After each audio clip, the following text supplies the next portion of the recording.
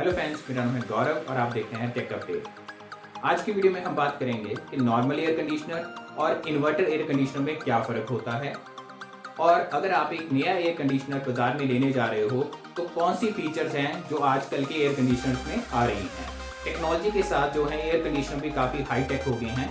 हम अपने चैनल पे प्रोवाइड करते हैं न्यू टेक्नोलॉजीज़ की अपडेट और सोल्यूशन जो भी लोगों को टेक्नोलॉजी में प्रॉब्लम्स आ रही हैं। आप हमारे चैनल को सब्सक्राइब करें और नीचे दिया हुआ बेल का बटन दबाएं।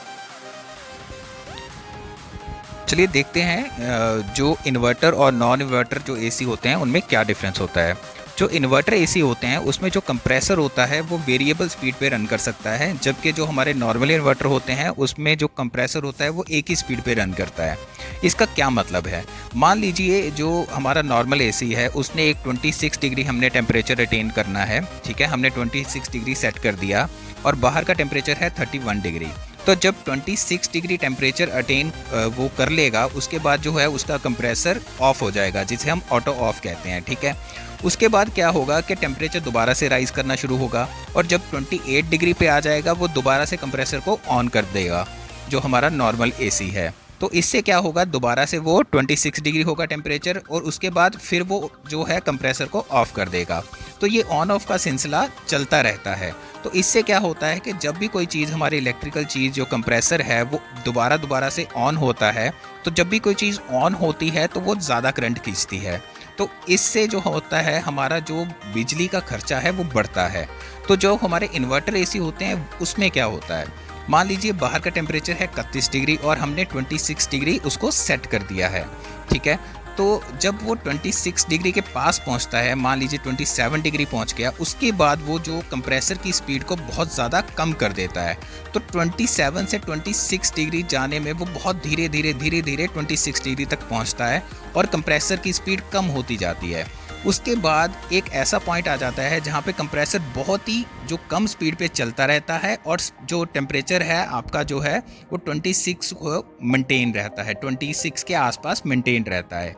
तो इसमें फ़र्क बेसिकली यही है कि जो इन्वर्टर एसी होता है उसमें कंप्रेसर ऑल टाइम चलता रहता है बट बहुत ही कम स्पीड पे चलता है, जिससे जो हमारे इलेक्ट्रिकल जो लॉसेस हैं बहुत ज़्यादा कम हो जाते हैं और आपकी जो बिजली की बचत होती है।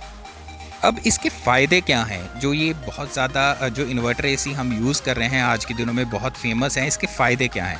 तो सबसे पहले जो बार बार ऑन ऑफ नहीं होता है तो इसकी जो नॉइस है वो नॉर्मल एसी से कम होती है, ठीक है। बार बार ये ऑन ऑफ नहीं हो रहा तो आपकी जो डिस्टर्बेंस है रात को वो नहीं होगी।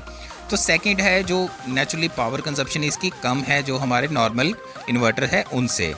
अब अगला पॉइंट आता है इसमें ये है कि ये इन्वर्टर पे काम कर सकता है।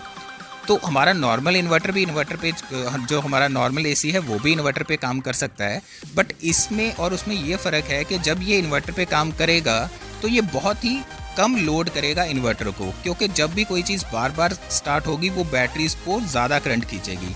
बट ये कॉन्स्टेंटली जब लो स्पीड पे चलेगा तो ये बैटरीज़ पे कम लोड डालेगा, ठीक है। अब हम देखते हैं कि एसी जो हम नया लेने जा रहे हैं उसमें कौन कौन सी जो फीचर्स हैं आजकल वो मार्केट में अवेलेबल हैं। सबसे पहले हम देखते हैं कि एक टर्बो कूल नाम के फीचर होती है, या टर्बो कूल या उसको आप पावर मोड कहेंगे, जिसमें वो जो एसी है स्टार्टिंग में फास्ट चलता है और इनिशियली जो टेम्परेचर है वो जल्दी डाउन कर देता है।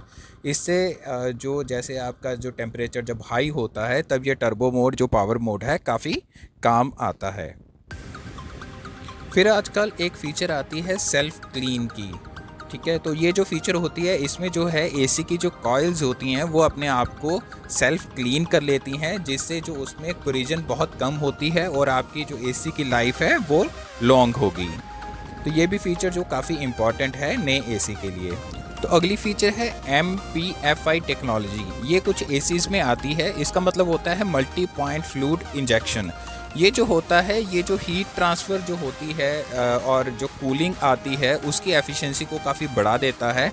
तो ये टेक्नोलॉजी भी जो है आपकी पावर की सेविंग करती है। अब बात करते हैं एक स्मार्ट फीचर की। तो ये जो स्मार्ट फीचर है ये है कि आप अपने एसी को अलेक्सा या गूगल जो के डिवाइसेस आते हैं, गूगल मिनी से आप इसको कंट्रोल कर सकते हो। आल्सो आप अपने मोबाइल से भी इसको दूर से भी कंट्रोल कर सकते हो। जैसे आप ऑफिस से घर आ रहे हो तो आप इसको अपने गूगल असिस्टेंट के ज़रिए इंस्ट्रक्शन दे सकते हो कि ये टेम्परेचर 25 सेट करके रखे। तो ये जो स्मार्ट फीचर्स हैं आजकल के एसीज़ में अवेलेबल हैं कि ये कंपैटिबल हैं अलेक्सा और गूगल के डिवाइसेस के साथ। नेक्स्ट फीचर आती है कि आजकल के जो एसी हैं वो वाइड वोल्टेज रेंज ऑपरेशन वाले होते हैं। ये जो है 145 वोल्ट से 285 वोल्ट तक जो है ऑपरेशनल होते हैं। तो इनको कोई भी स्टेबलाइज़र जो आउटसाइड हम स्टेबलाइज़र लगवाते हैं उसकी रिक्वायरमेंट नहीं पड़ती है। अब नेक्स्ट फीचर आती है जो इसके फ़िल्टर्स हैं आजकल वो काफ़ी एडवांस हो गए हैं, जो बैक्टीरिया और डस्ट के जो मिन्यूट पार्टिकल्स होते हैं उनको भी फ़िल्टर कर देते हैं। तो आजकल जो फ़िल्टर हैं काफ़ी अच्छी माइक्रोन क्वालिटी के आ रहे हैं जो डस्ट और बैक्टीरिया को पास नहीं होने देते हैं और आपकी फैमिली को सेफ़ रखते हैं। और जो लास्ट फीचर की हम बात करेंगे वो जो है वो हमारी धरती के इन्वायरमेंट के लिए है। जो एसी है इनमें जो रेफ्रिजरेंट जो होता है, जो गैस होती है वो जो होती है जनरली R32 होगी। ये जो गैस होती है वो इन्वायरमेंटल फ्रेंडली है और जो ओजोन लेयर को कोई भी डैमेज नहीं करती है, जिससे जो हमारी धरती है हमारे लिए सेफ़ रहे। तो ये सारी फीचर्स आप नए जो एसी आप बाय करते हैं उनमें चेक कर सकते हो कि ये सारी फीचर्स उसमें है या नहीं है। आज के लिए इतना ही। अगर आपको हमारी वीडियो पसंद आई हो तो आप हमारे चैनल को सब्सक्राइब करें और नीचे दिया हुआ बेल का बटन दबाएं। Thanks a lot.